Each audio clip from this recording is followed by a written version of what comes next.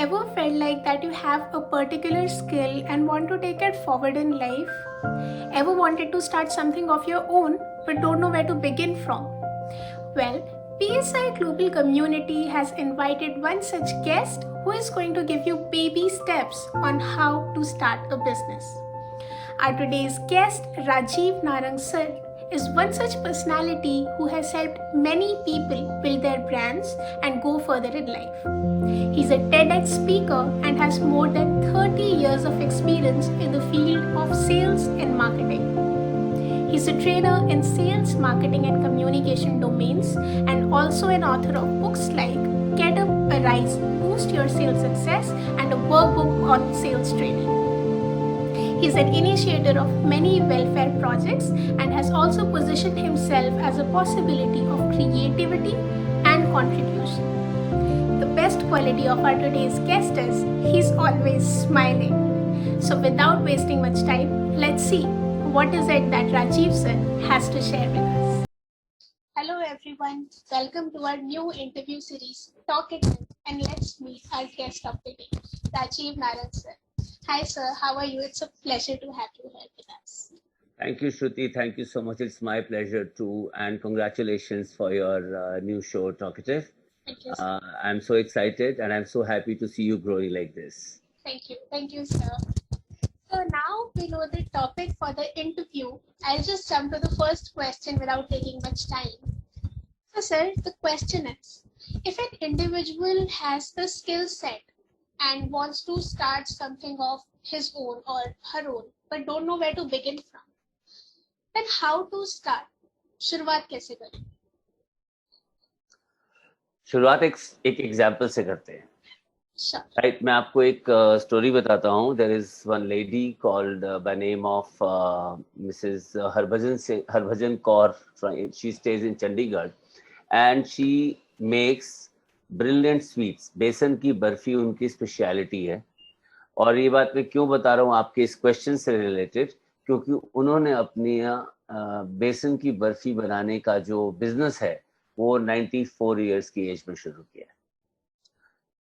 अभी मैं क्यों बता रहा हूँ इसकी रेलेवेंस की आपके सवाल से. वो रेलेवेंस ये है कि आपके पास एक स्किल है, आपको मालूम है आप बेसन की बर्फी बनाना जानते हो, और एक मौका मिला आपको कि उसको बिजनेस में कन्वर्ट करने का, तो आपने किया.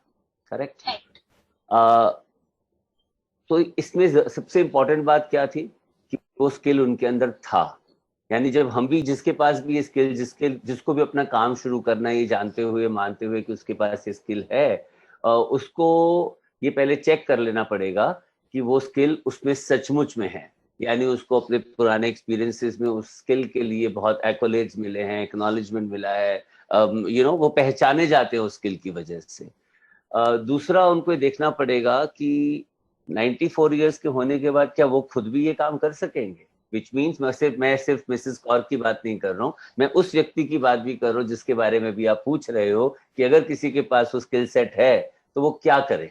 तो वो उसको क्या चाहिए? उसको चाहिए वो पैशन. वो पैशन चाहिए कि अगर सपोज करे कि बिजनेस शुरू हो जाए, और बिजनेस शुरू होने के बाद अगर उसमें अप्स एंड डाउन्स दोनों होंगे, तो अप्स में तो वो खुशी खुशी चला लेगा, लेकिन डाउन्स होने पे क्या वो उसको सस्टेन कर पाएगा, या क्या वो उसको सस्टेन करने के लिए अपनी शिद्दत से काम करेगा. Because that is the most important thing in business. Your ups and downs will take place, and उसके लिए वो स्किल तो होगा, लेकिन अगर साथ में वो पैशन होगी, वो जिद होगी कि मुझे वो काम करना है, तो वो तभी उसको कर सकेगा. ये है थोड़ा सा इमोशनल एस्पेक्ट ऑफ बिजनेस. लेकिन जो इम्पोर्टेंट बात है कि उसको क्या करना चाहिए, उसको सबसे पहले देखना चाहिए कि जो स्किल मेरे अंदर है, उस स्किल के साथ वाले लोग और क्या क्या कर रहे हैं. क्या लोग उस स्किल को इस्तेमाल कर रहे हैं? क्या उनके जैसे एग्जाम्पल ही लेते हैं. लेट्स से बेसन की बर्फी वाली आंटी की बात ही कर लेते हैं, मैम की बात ही करते हैं. तो कितने तरह की मिठाइयाँ इस वक्त ऑनलाइन मिल रही हैं.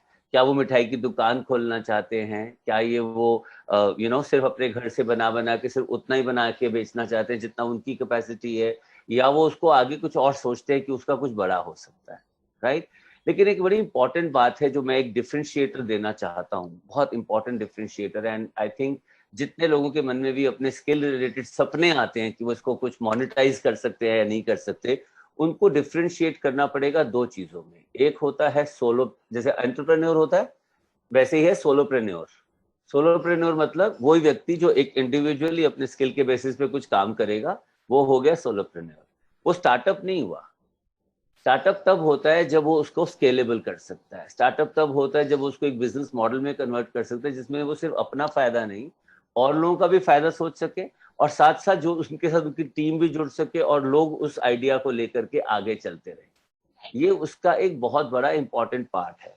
तो जिस व्यक्ति की आप बात कर रहे हैं, the person whom you are talking about with respect to the person with the skill set, उसको ये समझना पड़ेगा कि वो क्या करना चाहता है। So I think Mrs. Harbhajan Kaur from Chandigarh will remain a solopreneur till the time somebody also doesn't take the legacy forward, and उसका वो जैसे हम देखते हैं ना, एक व्यक्ति ने काम शुरू, अगर आपने कभी नोटिस किया, Delhi people should definitely know, I'm from Delhi so I really know, there is a sweet shop called Bharat Sweets, whatever it's called. Yes. There was a time जब वो एक जगह से शुरू हुआ था, right? और उसमें एक स्पेसिफिक टाइप की ब्रिक शेप्ड चॉकलेट बर्फी और नारियल बर्फी बनती थी, and that was his speciality, specially the नारियल वन, द कोकोनट वन। सो लेकिन आज अगर आप दिल्ली में देखेंगे तो उसके बहुत फ्रेंचाइजीज है, बहुत सारी शॉप्स आपको हर जगह मिलेंगी भारत स्वीट्स की या भारत स्वीट्स की। तो वो क्यों है? क्योंकि वो एक आइडिया जो था to sell those individually wrapped coconut sweets across to be sold like that. Somebody took it forward, created a business out of it, and then made some franchisees out of it. And this is very sounding like a very offline kind of a thing. ये online में भी convert हो सकता है. So coming back to what you were saying, ये देखना पड़ेगा कि वो स्टार्टअप के बारे में बात हो रही है यहाँ पे, या सिर्फ वो अकेले रह करके एक अपने स्किल है उससे बनाया, एक हॉबी कोर्स को आपने प्रोफेशन में कन्वर्ट किया, तो वो एक अलग चीज हो जाती है। और उसी के बेसिस पर डिफाइन होगा कि उसको कितना आगे लेके जाना है, कितना पैसा चाहिए होगा, कितना नुकसान हो सकता है। All of these things will actually depend on this call that somebody takes. जैसे मैं आपको जानता हूँ, मुझे मालूम है कि आप of course besides your profession you are a brilliant artist, right? So if you choose to make paintings, and then say कि मैं उनको बेचना चाहती हूँ, and I'll create an online gallery, right? And people can then choose, right? So you can do that, but you will be doing it, say you'll make some paintings in your own skill, with your own skill, and then it'll get sold, you'll get it money. So you are a solopreneur. But if you stand, see how I can really monetize it and make it a larger thing, and then it will become a startup. When we talk about startup, it is not only about a skill set, it is also about an idea. And the idea is the business idea. So while the skill is there, there is an idea. And then this idea of besan ki barfi, your paintings or anything has to serve has to do something for the consumer. कुछ better approach चाहिए होगी, कोई, it should solve something. It should be of good to humankind, I would say it like that. तो उस idea के multiplier बनते हैं, तब जाके वो बिजनेस में कन्वर्ट होता है। Now comes a follow-up question.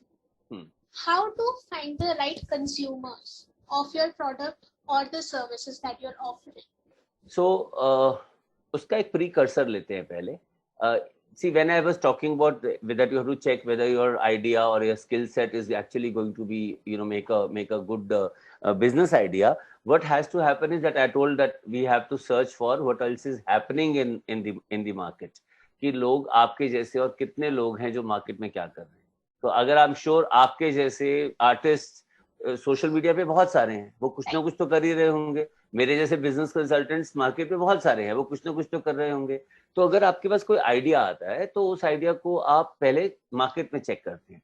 Before you are talking to the consumer, you are actually saying, हाँ, आप ये पूछोगे भी कौन खरीदेगा मेरा काम। यही तो डिसाइड करना ना पहले। कस्टमर कैसे ढूंढे तो बाद में सवाल है, पहले ये देखना पड़ेगा कस्टमर है कौन, राइट? कि कस्टमर है कौन। अगर आपको ये डिफाइन करना है कि आपका बिजनेस स्किल सेट ये है, आइडिया ये है और मेरे कस्टमर ये है, क्योंकि उन्हीं कस्टमर की कोई पेन या कोई नीड आपका आइडिया पूरी करना चाहिए। अगर वो आइडिया उसका पेन नहीं है तो आप डिफाइन ही नहीं कर पाओगे कि जैसे मैं फिर आपका ही एग्जांपल लेके चलूंगा कि आप अगर पेंटिंग्स बना के सारी दुनिया को बेच सकते हैं, लेकिन जब आप सारी दुनिया तक रीच आउट करने की कोशिश करेंगे तो आप कर ही नहीं पाएंगे, आप उस मार्केटिंग एक्टिविटी को सस्टेन नहीं कर पाएंगे और आप कहीं ना कहीं खो जाएंगे। और फिर जब ये देखेंगे कि और बहुत सारे आर्टिस्ट हैं वो क्या बेच रहे हैं, मुझे याद है कि I am not remembering the name of the artist, but this artist, we connected once. He would sell paintings only around the theme of cows. He's a modern artist, पर उसकी सारी paintings cows के बारे में, one way or the other cow is a part of that, and so there is a niche that he created. मैंने उनको कैसे connect किया था, मेरे एक कस्टमर थे जो कि डेयरी इंडस्ट्री में है, उन्होंने अपना नया ऑफिस बनाना था and I wanted to gift them something. So I found that he is the one who makes cows. So I thought let me check what he makes, and so that if that cow painting could be a part of the dairy industry का office, it will make good sense. तो आपको niche चाहिए जिसके basis पे customer पता लगेगा कि customer है कौन. जब ये पता लग जाएगा कि कस्टमर कौन है, then the marketing activity and the searching and the what you call as market mapping happens. Then the तो ये थोड़ा टेक्निकल हो जाएंगे, लेकिन मुझे मालूम है कि आपके जो ऑडियंस हैं वो टेक्निकल नहीं है, वो सब न्यूबीज हैं और वो सब पैशनेट स्किल सेट और होल्डर्स हैं. जरूरी नहीं है कि वो बिजनेस माइंडेड हो, तो इसलिए मैं उस भाषा में टेक्निकल्स में तो नहीं जाऊंगा, बट मैं ये जरूर कहूंगा कि आपको पहले डिफाइन करना है कस्टमर कौन है, और कस्टमर जब डिफाइन हो जाए तो फिर आपको देखना है वो मिलता कहाँ है, राइट? तो कि वो इंस्टाग्राम पे ज्यादा होता है या वो लिंक्डइन पे ज्यादा मिलता है. अगर आपका कस्टमर कॉर्पोरेट होगा तो शायद आप जैसे चॉकलेट्स बनाने वाले लोग होते हैं, ठीक है, तो जब चॉकलेट्स बनाते हैं स्पेशली उनके फेस्टिवल सीजन पे सेल्स बढ़ जाती है. और हमने देखा है कि कुछ साल में चॉकलेट कनोजियस भी बढ़े हैं और चॉकलेट मेकर्स भी बढ़े हैं. अब उनके लिए social media has been the only thing. तो उनको पता है कि मेरे जो चॉकलेट खाने वाले के लोग हैं वही हैं, तो खाने वाले तो एक हो गए, लेकिन कॉर्पोरेट गिफ्टिंग करने के लिए लोग जो चाहिए होंगे वो लिंक्डइन पे मिलेंगे. तो उन्होंने अपनी सारी मार्केटिंग, सारी एक्टिवेशन लिंक्डइन पे करना शुरू किया. तो लोग वही हैं, जैसे हम सोशल मीडिया पे हैं, सारे हमारे कस्टमर्स भी वही, तो वो आपको वहां मिलेंगे. और फिर उसके हिसाब से आप जिस कस्टमर के लिए जो प्रोडक्ट देना चाह रहे हो उसकी नीड पूरी करते हुए फिर आपको अपने एडवर्टाइजिंग या मार्केटिंग या अपने क्रिएटिव या पोस्ट बनानी पड़ेंगी कि आपको, मतलब सुनते हैं ना जैसे कि कहते हैं कि आप दिवाली गिफ्ट, दिवाली के वक्त अगर आप अपने फ्रेंड सर्कल में बढ़िया सा गिफ्ट दें तो this is like organic, etc. You talk about it, the benefits of your and the advantages and the features of your product, and then talk about it. That's how you go. That's how it happens. My another question is how to evaluate pros and cons of your business. कैसे evaluate करेंगे आप? Okay. हर चीज का जो जवाब है ना, दो ही जगह पे मिलेगा, एक कंपटीशन और एक कंज्यूमर, राइट? जैसे मैंने बोला, जो आपका स्किल सेट है और जो उसका आइडिया है, बिजनेस का आइडिया जो है कि आपको शॉप खोलनी है या डायरेक्ट सेलिंग करनी है या आपको फ्रेंचाइजी में बाद में जाएंगे या आप तो ऑनलाइन पे डिफरेंट पोर्टल्स में या अमेजोन पे डाल देंगे सेल के लिए, ये जो भी चीजें आप हैं, इसमें आपको फिर अब तीसरा एंगल आ गया, कंज्यूमर, कंपटीशन, और फिर आए चैनल, कि आप जिस रास्ते से बेच रहे हैं आपको देखना पड़ेगा कि उस रास्ते, फॉर एग्जांपल आप चुनते हैं कि मैं चॉकलेट्स ना अमेजोन पे लिस्ट करा देती हूँ या पेंटिंग्स में अमेजोन पे जाती हूँ, तो आप फिर अमेजोन को चेक करेंगे. अमेजोन में जब आप सर्च करेंगे पेंटिंग्स या जो भी अपने पूरे डिस्क्रिप्शंस करेंगे, आपको बहुत सारे लोग नजर आएंगे जो ऑलरेडी वहाँ पेंटिंग्स बिक रही होंगी या चॉकलेट्स बिक रहे होंगे. तो आपको हर एक को स्टडी करना है, वो क्या बेच रहे हैं, वो कैसे बेच रहे हैं. फिर आपको ये भी स्टडी करना होगा कि अच्छा अमेजोन के चार्जेस कितने हैं, मैं उसको डिलीवर खुद करूंगी तो मेरे को कितने चार्जेस बचेंगे. फिर आप उसका प्रॉफिट एंड लॉस बनाएंगे कि मेरा इतना खर्चा आता है, इतने मेरे डिलीवरी चार्जेस लगते हैं, इतने मेरे को अमेजोन को कमीशन देना पड़ता है, तो मेरे पास ये बचता है. तो ये जो प्रॉज एंड कॉन्स हैं, ये कोई हमें हवा में थोड़ी सोचने हैं, ये तो हमें इन्हीं चीजों से मिलेंगे कि जैसे मैंने बोला कंज्यूमर की कौन सी नीड पूरी हो रही है, कंपटीशन क्या क्या कर रहा है, तो हमारे पास डिफरेंशिएटर क्या है, डिफरेंशिएटर होना बहुत जरूरी है. और साथ में चैनल के साथ, जिस चैनल को आप यूज करेंगे उसमें होने वाले आपके नफे नुकसान के बारे में, प्रॉफिट एंड लॉस के बारे में भी, और फिर प्रॉज एंड कॉन्स की उसमें क्या एडवांटेज है, क्या डिसएडवांटेज है. पर एक बात हमेशा याद रखिएगा श्रुति, कि जब भी आप कोई काम करें आपका फोकस जो है वो कंज्यूमर होना चाहिए. स्किल सेट आपका है लेकिन पैसे उसने देने हैं, करेक्ट? तो जिसने पैसे देने हैं उसकी जरूरत पूरी होना जरूरी है, उसकी सेटिस्फेक्शन होना जरूरी है, उसकी हैप्पीनेस और डिलाइट होना जरूरी है, तब आपका बिजनेस चलेगा, नहीं तो नहीं चलेगा।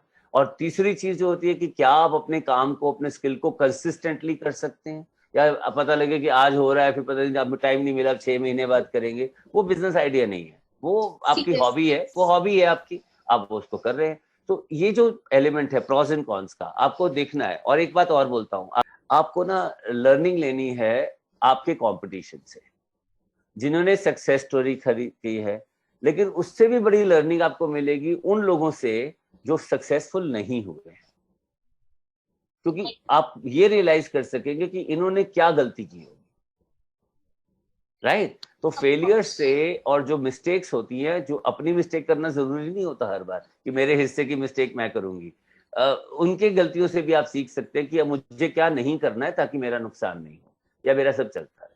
तो ये बहुत इंपॉर्टेंट एस्पेक्ट एक और है जो बीच में मैं लाना चाहता था। Wow, sir, that was very much inspirational for sure.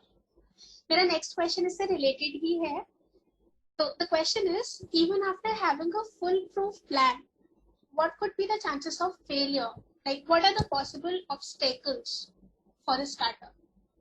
हम स्टार्टअप की बात करते हैं ना, या बिजनेस आइडिया की बात करते हैं, और सोशल मीडिया पे होने वाला काम ज्यादा होता है, या हम डिजिटली उसको ज्यादा प्रमोट कर रहे होते हैं, तो क्या होता है कि हम या तो बहुत ज्यादा क्या कहते हैं, इम्पेशेंट हो जाते हैं कि हमने यहाँ से किया, बस अब तो रिजल्ट आना शुरू होना चाहिए, और फिर हम डेस्परेट हो जाते हैं, प्राइस की वजह से नहीं बिक रहा होगा, ये एक कारण हो सकता है अब कि हम डेस्परेट हो जाते हैं, हम इम्पेशेंट हो जाते हैं। We know कि ज्यादातर जितने भी स्टार्टअप्स होते हैं, most of them are failures. हाँ, ये दोनों एक साथ रिलेटेड ही है। करेक्ट, करेक्ट, या So what are the steps to be taken to make sure that we don't end up as a failure?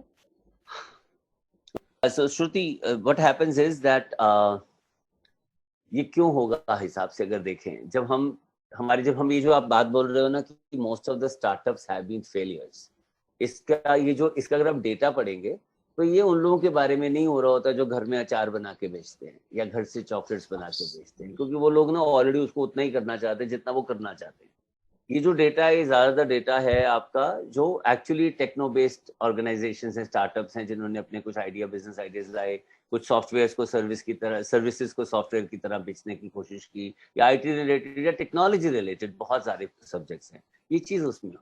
उसके जो मुझे मल्टीपल जो पॉइंट्स हैं, मैं उसमें वही बोलना चाहता हूँ कि पहला पॉइंट तो मैं बोलूंगा कि हम ना टेक्नोलॉजी को बहुत ज्यादा सिग्निफिकेंस देते हैं। मुझे लगता है कि टेक्नोलॉजी प्रोडक्ट हो सकता है, टेक्नोलॉजी एनेबलर होता है, it is not the end of the world. तो क्या होता है, देखिए, आपने अपना एक स्किल से, आपका पास बिजनेस आइडिया है, आप उसको बेचना चाहते हो, राइट? आप कौन हो? Human being. जिसने इसको यूज करना है या जिसने इसको खरीदना है, जिसने इसके पैसे देने हैं, वो कौन है? Human being. अब दो ह्यूमन बीइंग्स के बीच की जगह अगर सपोज करिए टेक्नोलॉजी आ जाती है, तो टेक्नोलॉजी तो प्रोडक्ट है, टेक्नोलॉजी की वजह से हम एक दूसरे को रीच आउट कर रहे हैं, और टेक्नोलॉजी की वजह से हम इस वक्त ये बातचीत कर पा रहे हैं, टेक्नोलॉजी की वजह से हम अपने डेटा को पढ़ पाते हैं कि उसको क्या कंज्यूमर बिहेवियर है, कौन पे को मिलता है, सारी मैपिंग हो सकती है, सारी के सारे एनालिसिस जो है डेटा ड्रिवन है, और वो सारा का सारा हमें टेक्नोलॉजी सपोर्ट करती है। So technology is a supporter, technology is an enabler, but जो कम्युनिकेशन और जो इमोशनल कोशंट हम एक दूसरे के साथ बात करते हैं या ह्यूमन कनेक्ट रखते हैं, वो डिफाइन करता है कि आप कहाँ तक लेके जाते हैं। मेरे को ऐसा बहुत ज्यादा लगता है कि जब जब हमने टेक्नोलॉजी को ध्यान में रखते हुए बेसिक्स को छोड़ दिया है, ह्यूमन इमोशनल कोशंट को छोड़ा है, हमारा फेलियर चालू हुआ है। मैं उस बारे में बिल्कुल नहीं बात करना चाहता हूँ कि जहाँ प्रोडक्ट के प्रोडक्ट फेलियर्स थे, वो तो टेक्नोलॉजी का फेलियर है, करेक्ट। हमने अगर प्रोडक्ट को उस लेवल पर जाके नहीं बनाया जिससे हमारे कंज्यूमर की पेन एरिया मैनेज होता है, तो वो प्रोडक्ट का फेलियर है। वहां टेक्नोलॉजी फेल हुई और हमने एज ए ह्यूमन उसको ठीक से काम नहीं किया। लेकिन जो प्रॉब्लम है वो ये है कि हमारे फेल होने का कारण है कि हमने टेक्नोलॉजी को ज्यादा इंपॉर्टेंस दी है और हमने उसके पूरे ह्यूमन फैक्टर को जीरो डाउन कर दिया है कि वो इतनी इंपॉर्टेंट नहीं है। मैं बहुत ट्रेनिंग्स मैंने पीछे दी हैं और मैंने नोटिस किया है ये बात कि हम कहते हैं कि हमने अच्छा प्रोडक्ट बना दिया, हमने उसको अच्छे से टेक्नोलॉजिकली अच्छे से प्रेजेंट भी कर दिया, लेकिन उसके बाद अब उसको चाहिए होगा तो वो ले लेगा, नहीं चाहिए होगा तो नहीं लेगा। वेयर ये हमारा as a human being, as a seller, ये हमारा काम है कि हम उसको कहें भैया खरीदो। हम ये हम बोलते ही नहीं है, ये हम बोलते नहीं है। तो मुझे लगता है एक तो बहुत बड़ा फेलियर यहाँ पे मुझे नजर आता है कि ये होता है कि फेल हो जाते हैं। दूसरा, हम सस्टेन नहीं कर पाते फंड्स के चलते, क्योंकि आइडिया तो हम शुरू कर लेते हैं फटाफट कि हाँ ये भी करेंगे ये भी। मैं आपको अपना अपना खुद का एग्जाम्पल देता हूँ, where I saw failure because of this whole area. I started this program called Arogyalaya. It is about Ayurveda. No, not Ayurveda. It is about awareness about health through Ayurveda in schools. So I thought schools में इतने सारे लोग आते हैं, आज हमारे को, हम आज पिछले 10 साल से आयुर्वेदा के नाम पे बहुत सारी चीजें देख रहे हैं, सब कुछ हमारे आसपास आयुर्वेदा हो गया है, सब चीजें हमारे पास ऑर्गेनिक, हर्बल, ये सारी बातें हो रही हैं, हेल्थ रिलेटेड हो रही हैं। और आज after during the pandemic, immunity is the buzzword, right? तो हमें लगता है कि ये सारी चीजें अवेलेबल हैं। तो मुझे आज से 3 साल पहले ये मैंने शुरू किया था, और 3 साल पहले जब मैंने इसको शुरू किया तो मुझे बड़ा क्लियर नजर आया कि schools are a brilliant space platform जहाँ पे हम इसको educate कर सकते हैं। Let's catch them young, let's catch the students young, so that then जो उनके lifestyle में ही आ जाएगा ये चीज, तो अच्छा हो जाएगा। Correct. And I also connected through the Ayurveda doctors, and we created a platform about that. And we also thought that there will be lots of these Ayurveda organizations who will be able to support it, because हर programme को चलाने के लिए funding चाहिए। तो मुझे लग रहा था कि मेरे फंडिंग के बाद, मेरे अपना जब इनिशियल फंडिंग अपना सारा कर दिया, उसके बाद ये जो ब्रांड्स हैं ये इसको फंड करेंगे, लेकिन वो नहीं हुआ। फिर कोविड आ गया तो हमारे लिए ब्रेक आ गया। अब मैं ये जो बोलना और स्कूल्स बंद थे तो हम उसको नहीं कर सकते थे। तो मैं कहता हूँ कि अगर वो फंड लगातार आता रहता तो वो सस्टेन हो जाता, शायद हम उसका एक ऑनलाइन प्रोग्राम डेवलप कर पाते, शायद हम इसको किसी और नेक्स्ट लेवल पे ले जाते कि काम होता। तो सस्टेनेबल ही नहीं रहा क्योंकि फंडिंग का इश्यू हो गया। फंडिंग का इशू इसलिए भी हो सकता है कि शायद वो आइडिया इतना सेलेबल नहीं था, या इतना वायबल नहीं था, या सस्टेनेबल नहीं था, या मैं ऐसे बोलूंगा स्केलेबल नहीं था। तो जब हम प्रोडक्ट डिजाइन कर रहे होते हैं, जब हम बिजनेस आइडिया को डिजाइन कर रहे होते हैं, उसकी स्केलेबिलिटी को चेक करना भी उतना ही जरूरी होता है कि अगर वो स्केलेबल नहीं है तो फिर प्रॉब्लम आएगी। तो उसकी स्केलेबिलिटी कई बार हम सोच ही नहीं पाते कि कहाँ तक जाएगा। मेरे पास उतने पैसे थे कि मैं 500 स्कूल को टच कर सकता था, लेकिन स्कूल तो हजारों हैं दिल्ली एनसीआर में, तो मेरे पास उसको उनको टच रीच आउट करने के लिए फंड्स ही नहीं है, तो मैंने उसको विजुअलाइज ही नहीं किया possibly. So that is how actually I think failures के बहुत सारे कारण यहाँ पे होते हैं, और ये सारे हर बार ऐसा होता है कि कोई एक ही कारण जिम्मेदार नहीं होता, कभी कभी ये सारे कारण जो है वो मिल जाते हैं, राइट? तो सर अगर मैं 3 पॉइंट्स आपसे पूछूं जो किसी भी नए इंसान को ध्यान में रखनी चाहिए कुछ भी नया शुरुआत करते हुए, तो वो 3 पॉइंट्स क्या होंगे, की पॉइंट्स? कुछ भी नया शुरुआत करते हो, जो मैंने सबसे पहले क्वेश्चन में आपको आंसर दिया था, एक तो आपको पक्का यकीन होना चाहिए कि आप सोलोप्रेन्योर बनना चाहते हैं या स्टार्टअप बनना चाहते हैं, राइट? कि अगर आपने अपने घर में काम करना है, अपनी हॉबी को आपने मोनेटाइज करना है, प्लीज डू इट। आप आर्ट एंड क्राफ्ट करिए, आप पेंटिंग्स बनाइए, आप पेंटिंग्स बेचते रहिए, and that can help continue for rest of your life without really needing any funds from outside parties, correct? वो आपके अपने वो मम्मी पापा इतना तो कर ही देंगे, और फिर आप भी उसको बेच बेच के उसको री इन्वेस्ट करते रहोगे। तो that is something which is there. On the other hand, जो मैंने बोला कि पैशन एक इमोशनल पार्ट है, उसको मैं छोड़ देता हूँ अभी 1 मिनट, क्योंकि मैं मानता हूँ वो नहीं हो तो वैसे ही कुछ नहीं होगा।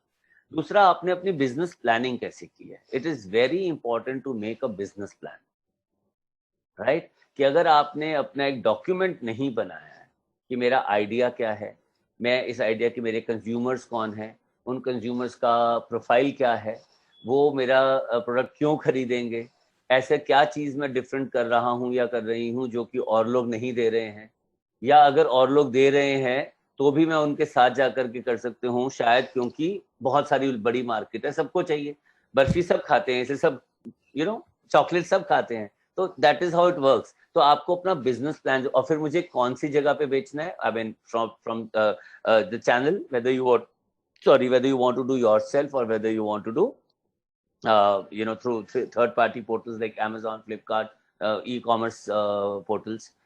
And also what I would like to say here is that इसके बाद आप उसकी मार्केटिंग कैसे करोगे, वो भी आपको वहीं पे डॉक्यूमेंट पहले करना है, और आपको जो अपना बिजनेस प्लान बनाना है वो 3 साल का प्लान बनाना है कि मैं पहले महीने में या पहले साल में हर महीने की एवरेज होगी मैं 5 पेंटिंग्स बेचूंगी। तो जैसे ही आप ये लिखोगे, आपका एस्पिरेशन है ये, तो आपको देखना पड़ेगा मैं 5 पेंटिंग्स बना भी पाऊंगी, तभी तो सच होगा ना। ये एस्पिरेशन का क्या, वो तो जितना भी कर लो कि मैं I will be the top of the world, but how?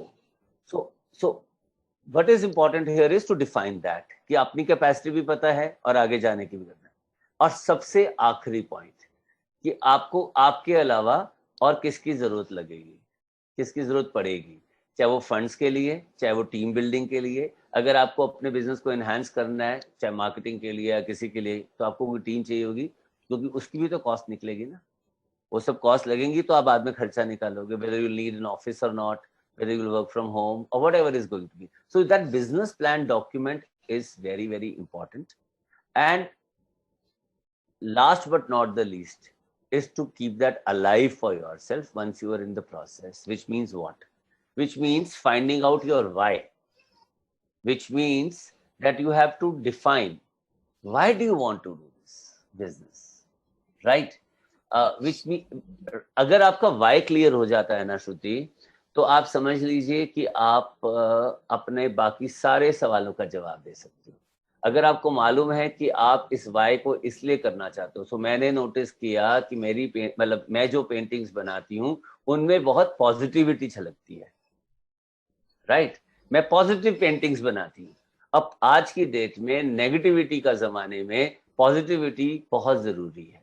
मुझे मालूम है कि मैं बहुत क्विकली वो पॉजिटिव एलिमेंट्स मैं दुनिया के लिए बना सकती हूँ, and I can actually make it cheap. It is not something that they will have to shell out lots of money. And I'm okay कि अगर ज्यादा लोगों को चाहिए तो मैं उसको डेफिनेटली स्कैन करके प्रिंट करा के भी दे सकती हूँ at much less the price. Now what you are trying to do, your why is to spread positivity in the world by using your skill and also monetizing it. अब आपने क्या क्या काम कर लिए? So you are changing the world. So you know your why very clear. अब अगर आपने ये why डिसाइड कर लिया तो आप डिसाइड करोगे अच्छा तो मुझे what, मैं क्या बनाऊंगी, तो मैं किस किस साइज में बनाऊंगी, मैं कौन कौन से मीडियम्स में बनाऊंगी, आपका ये डिफाइन हो जाएगा। फिर आपका डिफाइन होगा वेयर, अच्छा मैं कहाँ बेचूंगी, क्या मैं अपनी वेबसाइट बना के बेचूंगी या मैं इसको ऐसे कोई पोर्टल्स हैं जो कि आर्ट गैलरीज हैं जो कि इस तरह के स्क्रीन प्रिंट्स बेचते हैं या जो इवन इमिटेशंस बेचते हैं, वो सब जो भी करते हैं, तो अपना चैनल ढूंढोगे, वेयर मार्केट डिसाइड हो जाएगी। फिर आप डिसाइड करोगे हु इज माय कस्टमर। सो आप डिसाइड करोगे कि ये क्योंकि हर व्यक्ति को चाहिए, तो सबसे पहले तो मेरे नेटवर्क में जितने भी पब्लिक स्पीकर हैं, जितने भी मोटिवेशनल स्पीकर्स हैं, जितने भी ये लोग हैं, मैं सबसे पहले उनको बेचूंगी और उनको कहूंगी आपके लिए बहुत अच्छा टूल है, जहां जहां पे भी आप जाएं अपने हर ऑडियंस को एक एक को एट 50% ऑफ दे दे, पर मुझसे आप सारे ले लें। Just saying it. सो आपने मार्केट भी डिफाइन किया, आपने वेयर भी डिफाइन कर लिया। सो आपने अपना व्हाट वाई डिफाइन करते ये हो गया। हाउ भी एक्चुअली मैंने बोल दिया कि कैसे, I will sell it through social media, तो मैं उसकी मार्केटिंग में ये सब करूंगी, I will keep doing this, I will start with some inaugural discount वगैरह वगैरह वगैरह। You will be able to build up your strategy. But इन सब का जवाब कहाँ मिले आपको? आपके वाई के जवाब। So as a person, why has to be very, very clearly defined. Only then you will be able to sustain it and you will be able to keep loving it forever. Otherwise, you will get bored. Skill जितना मर्जी अच्छा हो. Having a true intention towards your work. Absolutely. That is like 200% requirement. That's a prerequisite.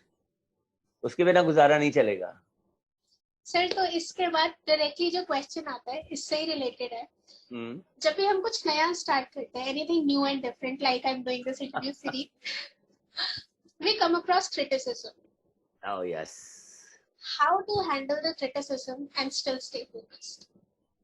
अगर मैं आपको सिर्फ host की तरह देख रहा हूं तो मैं आपके इस सवाल का जवाब दूंगा, लेकिन नोइंग श्रुति ये सवाल ही गलत है। I think from a person who's so positive, I don't think this question actually matters a lot, because positivity is what is going to help us sustain and move away from this and move beyond all the negativity.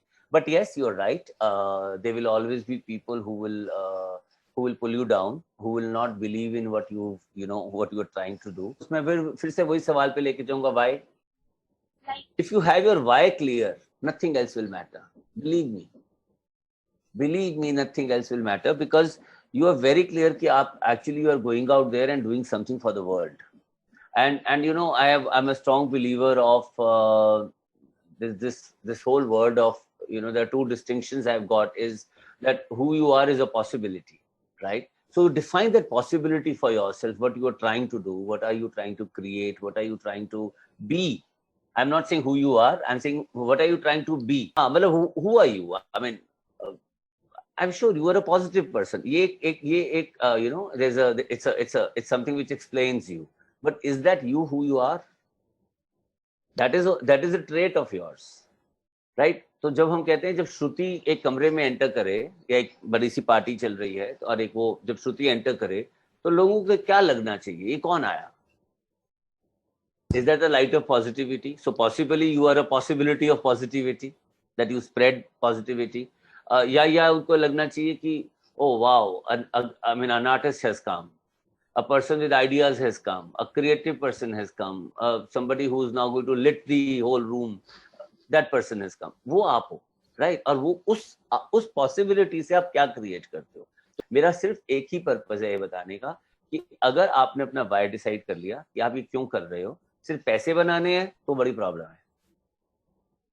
तो एक अलग तरह की problem है. उसके लिए तो पक्का आपको किसी ना किसी क्या कहते हैं कि किसी नीड को ही सोल्यूशन के तौर पे आप प्रोवाइड कर रहे हो, तब तो वो बढ़िया है. पैसे भी बनाओ, पैसे बनाना कोई गलत बात नहीं है. You should make money, but then it has to have a larger picture of the whole thing, कि वो कुछ करे कि जिससे आपके कस्टमर्स का कुछ चेंज होता हो. तो जब लोग आपको क्रिटिसाइज करते हैं, उनके अपने कारण है. It has nothing to do with you, by the way. Basically, they are reflecting their insecurities. Absolutely. So ये उनके बारे में, उनकी एक्सपेक्टेशंस के बारे में, कि उनको तो ये उम्मीद ही नहीं थी कि श्रुति ये कर लेगी, या राजीव नारंग ये कर लेगा, या कोई क्या कर लेगा. ये उनके बारे में. And I don't think that we should be worried about it. You have to keep yourself alive. You have to keep yourself present. You have to keep yourself open for criticism. And every criticism brings in a lot of learning. I repeat myself. Every criticism brings in a lot of learning. And how does that happen? If somebody says, "Arey, ऐसे कैसे कर लोगे?" Now, if somebody says ऐसा कैसे कर लोगे, please go to the drawing board. कि आपके पास इसका जवाब है? हाँ, हो जाएगा ना, ठीक है, sure. अब उसकी परवाह नहीं करनी है, पर क्या उसमें सचमुच में उसके पास, उसकी क्रिटिसिज्म से हमारे पास कुछ रिसीव करने के लिए है? Let's check that out and be rest assured. है ना? सो अब इसमें आपके पॉजिटिव माइंडसेट के अलावा कुछ और काम नहीं करेगा मेरे हिसाब से. Before leaving, yeah, what is one message that you would want to give to your listeners? All right. So see, the message is very simple. I'm sure everybody who's watching this video has some idea in themselves. I mean, with them, they have ideas, and they know they have skill sets. Trust me. Do not leave that. Make sure that you keep doing what you like, keep doing what you love, keep doing what you're good at, keep experimenting with that, keep learning more about that. Don't think that you know it all. And if that skill set actually you are unable to convert it into a business, I must say, please teach that to somebody, so that if maybe you are not in the right space, or whether mentally, physically, financially, or whatever reasons, if you are not in the right space to convert it into a business, please teach it to somebody. You never know, you remain in lives of so many people forever, because somebody has taken that skill of yours and then converted it into a business idea. So if you're not doing it yourself, please hand it over to somebody through your teachings. Teach people, teach. Thank you so much, sir. Pleasure is with us. Pleasure, Shruti. All the very best, and I'm looking forward to have more conversations with you. I'm sure you will go long way. Thank you, sir. Thank you for absolutely. Right. Thank you so much. Congratulations again. Bye. Bye, sir.